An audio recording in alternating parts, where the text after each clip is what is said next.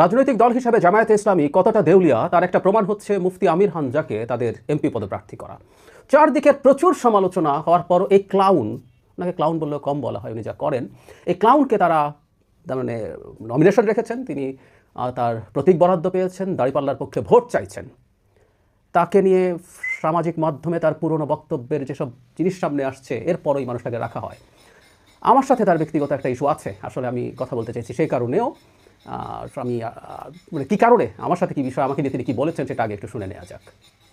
Doctor Zahidur Rahman নাকি একজন নাম, এই লোকটা চেহারার দিকে তাকালে আমার মনে হয় একটা টাটকা নির্ভেজাল শয়তান। বলছে বাংলাদেশ জামাত ইসলামী যদি মুক্তিযুদ্ধও হতো আমি তাদের সাপোর্ট করতাম না, কারণ তারা ইসলাম নিয়ে রাজনীতি করে। এ কথা যে লোকটা বলে তার ইমান থাকার কথা।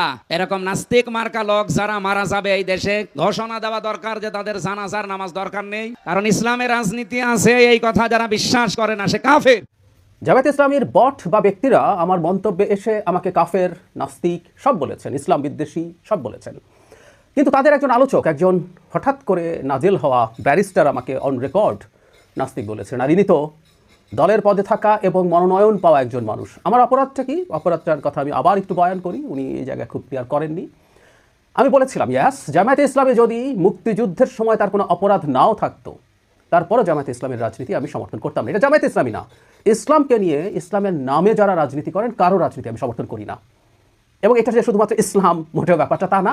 Any form of identity politics, সেটা হিন্দুত্ববাদের নামে হোক, সেটা হোয়াইট সুপ্রিমেসির নামে হোক, সেটা বাঙালিত্বের নামে হোক, আমি বহুবার এই কথাগুলো বলেছি। আমার অবস্থান সঠিক কি বলি যে ডিফারেন্ট ডিবেট, আপনি আমার কথা মানতে হবে তাও প্রয়োজন নাই। কিন্তু এই যে আমি বলছি যে মূলত জামায়াতে ইসলামীকে আনার কারণ, এখন জামায়াত ইসলামীকে আমরা আনবো কারণ বাংলাদেশে ইসলাম নামে রাজনীতি যারা করে তাদের মধ্যে জামায়াত ইসলামী সবচেয়ে বড় দল এবং এই মুহূর্তে তারা রাজনীতির মাঠে দ্বিতীয় প্রধান শক্তি, অনেক পেছনে তারপরও দ্বিতীয়।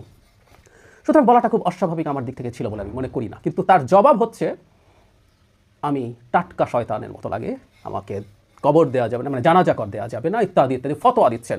আমি আগেও বলেছি বাংলাদেশের মাটিতে একজন মুসলিমকে যদি এই ধরনের তকমা দেওয়া হয়, কাফের, শয়তান, নাস্তিক, এই জিনিসগুলো যখন করা হয় তাকে হত্যাযোগ্য করে তোলা হয়। আমরা 13-14 সালে খেয়াল করেছি এটা এই কারণেই আমি মনে করি খুব বিভৎস ব্যাপার। আমার রাজনৈতিক একটা অবস্থান আছে, আমি একজন উদার গণতন্ত্রী, আমি মধ্যপন্থী মানুষ, আমার রাজনীতি কারো পছন্দ নাও হতে পারে। তারা যদি মনে হয় যে ইসলামের নামে, আবারও বলছি ইসলামের নামে যদি করেন সেটা করতে পারেন। আমি এই প্রসঙ্গে একটু বলে রাখি, তাদের হ্যারাম আসলে আমার পর্যন্তই, কারণ আমাকে বলে পার পেয়ে যাওয়া যায়। আমি মানে কয়েকদিন আগেও মতিউর রহমান নিজামীর ছেলেকে বলেছিলাম, আমার সাথে টকশোতে ছিলেন, তার আরও কিছু ইস্যু নিয়ে আমি আসলে একটা আলাদা ভিডিও করবো, কী পরিমাণ ভণ্ডামো তারা করেন সেটা দেখানোর জন্য। যাই হোক, বলেছিলাম মহিবুল্লাহ বাবুনগরীকে একটু নাস্তিক টাস্তিক বলেন, একটু কাফের বলেন, একটু ইসলামোফোব বলেন, কিংবা ফয়জুল করিম যিনি চরমনের পীরের মানে জুনিয়র পীর, যিনি নায়েবে আমির ইসলামী আন্দোলনের, তাকে একটু বলেন। তারা যেসব মন্তব্য করেছেন তা করবেন না।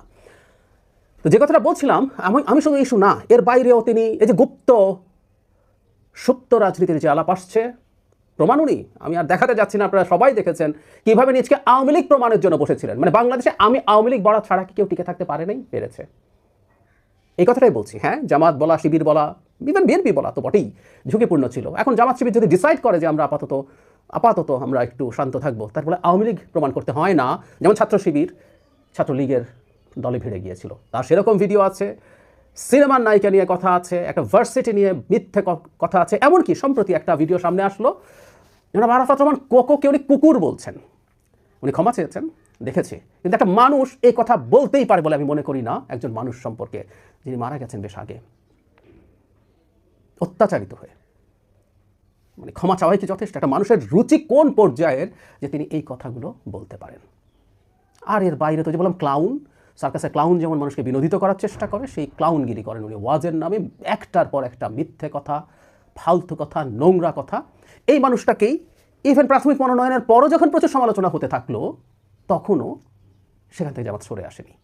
আমি আশা করি বাংলাদেশে যারা সচেতন নাগরিক আছেন, বাংলাদেশে যারা বিদেশি মিশন আছে, তারা প্রত্যেকে এই ব্যাপারগুলো খেয়াল করছেন, জামায়াত আসলে কাকে মনোনয়ন দেয়। আমি প্রায় একটা কথা বলি যে আমরা জামাতের কাছ থেকে অনেক বেশি সততা আশা করি।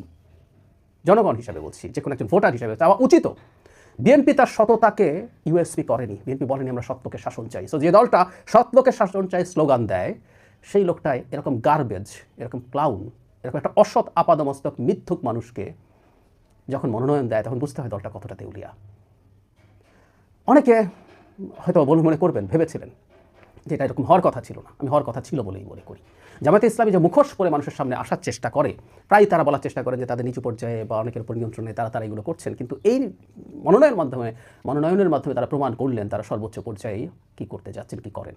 আমি জামাতকে, শিবিরকে অনেক আগে দেখেছি, চিনি, তাই তাদের সম্পর্কে আমার খুব স্পষ্ট ধারণা আছে। আমি আশা করি যারা ভোটার আছেন তারা এই ভণ্ডামি, এই দ্বিচারিতা এই দলটির, সেই ব্যাপারে তাদের খেয়াল রাখবেন।